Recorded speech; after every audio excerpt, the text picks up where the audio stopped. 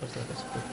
Nah, ini yang Jadi pelapor itu bisa orang yang melihat peristiwa langsung, ada boleh dia orang yang menerima informasi.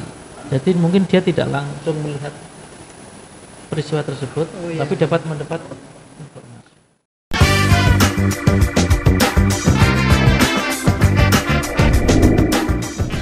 baik, jumpa lagi di podcast Bawaslu Wonogiri. Masih bersama saya Hernawan dan masih setia bersama di podcast Bawaslu Wonogiri seperti di edisi sebelumnya, yaitu Koordinator Divisi Penanganan Pelanggaran Pak Ali Mahbub. Bagaimana kabarnya hari ini, Pak? Alhamdulillah sehat, Mas. Masih fit ya, Pak?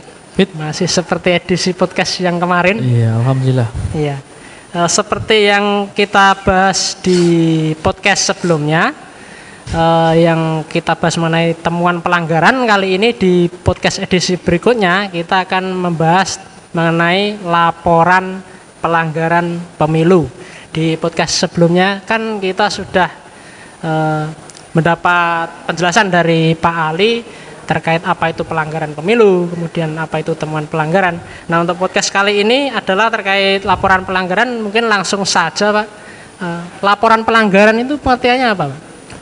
Laporan pelanggaran adalah laporan yang disampaikan langsung oleh masyarakat yang sudah punya hak pilih, peserta pemilu dan pemantau pemilu. Ya, jadi beda ya, Pak ya. Beda. Sumber dari penanganan pelanggaran, temuan dan laporan. Ya. Nah, Laporan untuk sumbernya dari masyarakat. laporan sumbernya dari Artinya masyarakat. bukan dari hasil pengawas pemilu.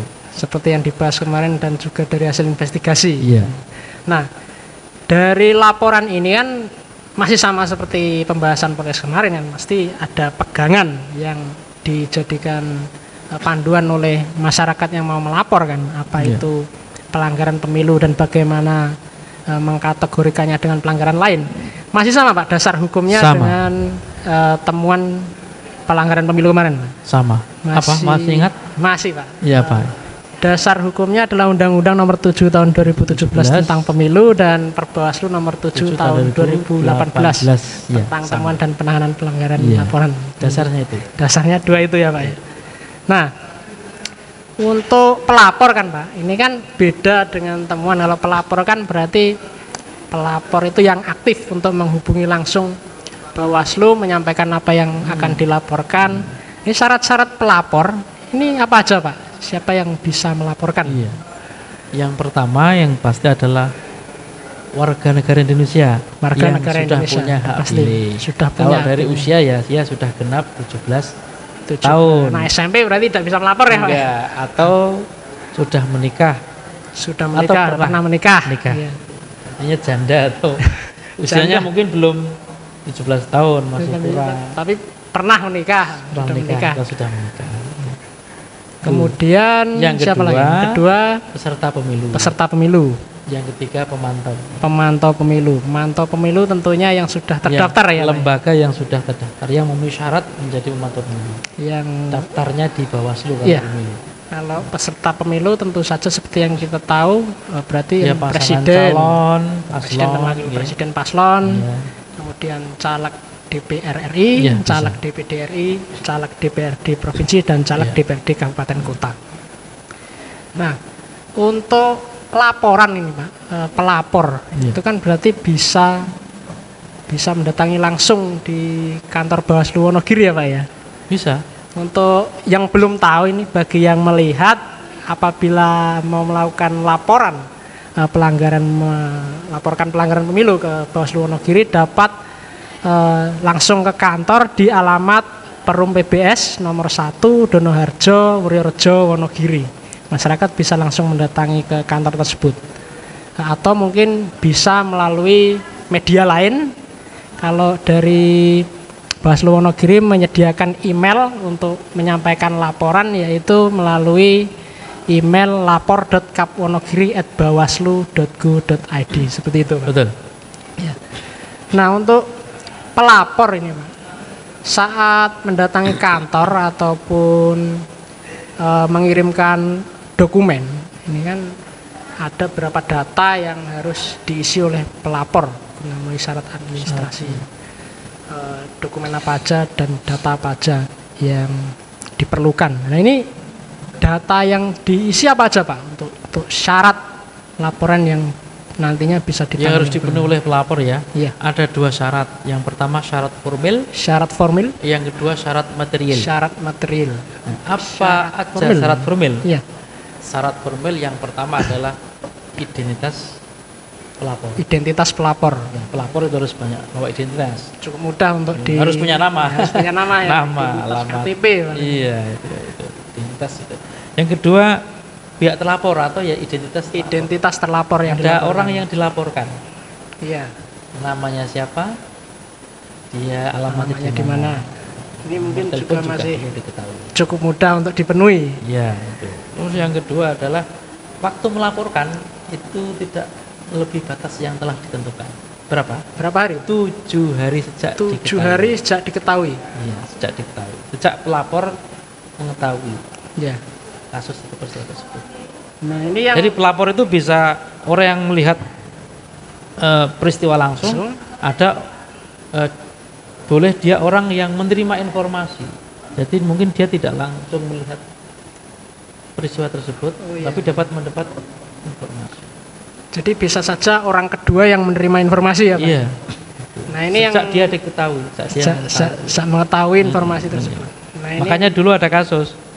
Jadi peristiwa sudah lama terjadi, dengan alasan dia baru tahu, kemudian dia melaporkan nah, di pemilu kemarin itu. nah, ini yang masyarakat harus banyak tahu. Sebenarnya kalau laporan kan 7 hari sejak diketahui untuk Sejak diketahui. melaporkan ke Bawaslu Iya. harus tidak memenuhi 7 hari tersebut agar bisa ditangani.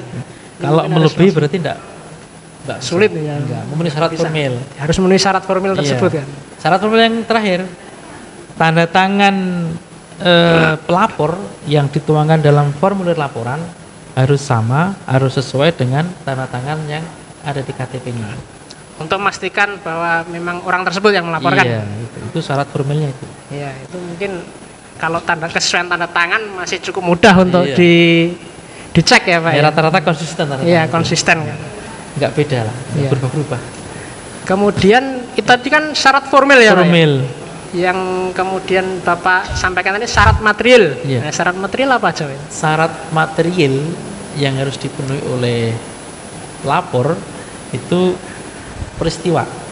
Peristiwa. Nah, harus ada peristiwa, harus ada perkara yang dilaporkan. Ya. Kemudian Uraian perkaranya. peristiwa. Jadi pelapor harus menguraikan peristiwa yang terjadi.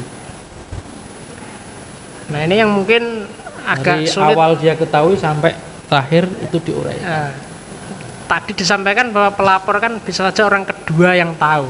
Nah, mungkin kalau mau melaporkan, ini orang ini yang misal pelapor yang orang kedua yang tahu harus benar-benar mendapatkan keterangan dari pemberi informasi Yang tadi ya Pak ya, yang secara melihat lengkap tadi itu. untuk mengisi bagaimana peristiwa dan uraian kejadiannya. Iya, peristiwanya seperti apa, bentuk peristiwa Iya. seperti apa, kemudian uraiannya seperti apa. Karena di penjelasan uraian yang detail ini nanti akan memudahkan proses penanganan selanjutnya. Iya. Itu yang syarat formal yang material material yang pertama ya. Yang kedua adalah tempat peristiwa. tempat peristiwa TKP kejadian. Iya, TKP. Di mana itu? Nanti juga di situ jam berapa, tanggal berapa,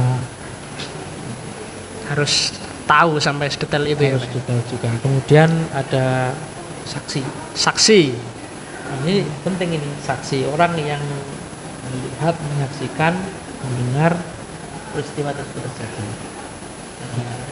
Nah, ini yang sebenarnya juga mungkin kesulitan dari pelapor untuk mendapatkan saksi banyak terjadi mungkin ya. Yang terakhir bukti. Bukti. Jadi kalau Bisa, kita urutkan syarat ya. formil itu ada peristiwa, uraian Kejadian, peristiwa dan uraian kejadian. Kemudian tempat tempat kejadian gitu ya. kejadian, tempat peristiwa, kemudian saksi, yang terakhir adalah Bukti. ini syarat formil. Ya. Nah, setelah syarat formil dan material lengkap, berarti kan bisa ditangani ya Pak ya, diregister kemudian ditangani Diregister. oleh Bawaslu. Bawaslu. Nah, kalau pengalaman selama ini Pak di Kabupaten Wonogiri, banyak tidak Pak laporan? Yang laporan dari, ya? Iya. Laporan banyak. Jadi saya sebut satu saja, misalkan di pemilu 2019 ada salah satu caleg Iya. yang dilaporkan oleh masyarakat karena diduga melakukan tindak pidana pemilu. Ya. Money politik saat itu. Money politik. Iya. Ada caleg yang mengumpulkan Karang Taruna kampanye, tapi kampanye disertai dengan pembagian uang. Dilaporkan oleh masyarakat. Itu kita tangani setelah tadi memenuhi syarat formil material, kita register, kita lakukan penanganan. Waktunya sama, 14 hari. Sama dengan temuan seperti Sama. yang kita bicarakan di Iya. podcast sebelumnya ya Pak Iya. ya. Kemudian itu di pembahasan pertama dan kedua, Gakumdu memutuskan bahwa untuk ditindaklanjuti ke proses penyidikan, Iya. ke kepolisian, kemudian penuntut kemudian ke pengadilan, dan sampai ingkrah. Jadi oknum caleg tersebut ya sampai dipidana. Luar biasa sekali itu Pak. Penegakan hukumnya di Iya. Bawaslu Wonogiri. Nah selain dari itu Pak, selain kasus tersebut, ada laporan-laporan lain mungkin? Masih banyak. Masih banyak Masih ya? banyak juga.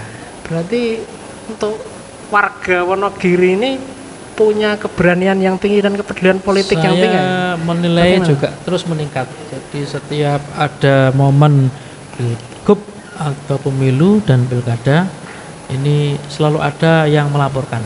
Nah ini memang harapan dari kami ya, kita Bawaslu, agar masyarakat turut andil dalam pengawasan dan sampai berani melaporkan ketika melihat adanya dugaan pelanggaran di tahapan-tahapan pemilu. Ini kita harapkan. Seperti yang kita bicarakan di podcast sebelumnya yang edisi pembentukan desa pengawasan dan anti politik Betul, uang iya. salah satu tujuannya kan Iya, agar banyak masyarakat yang melapor. lapor. Ya. Mungkin itu yang dapat kami sampaikan, yang kami bicarakan terkait podcast Bawaslu Wonogiri terkait laporan pelanggaran pemilu. Untuk edisi berikutnya mungkin kita akan bicarakan terkait apa Pak nanti Pak? Alat bukti. Alat bukti. Jadi masih banyak tema penanganan pelanggaran lain di pembahasan podcast, dan untuk podcast selanjutnya kita akan bahas terkait alat bukti. Itu saja yang dapat kami sampaikan. Saya Hernawan mohon undur diri. Assalamualaikum warahmatullahi wabarakatuh. Waalaikumsalam warahmatullahi wabarakatuh.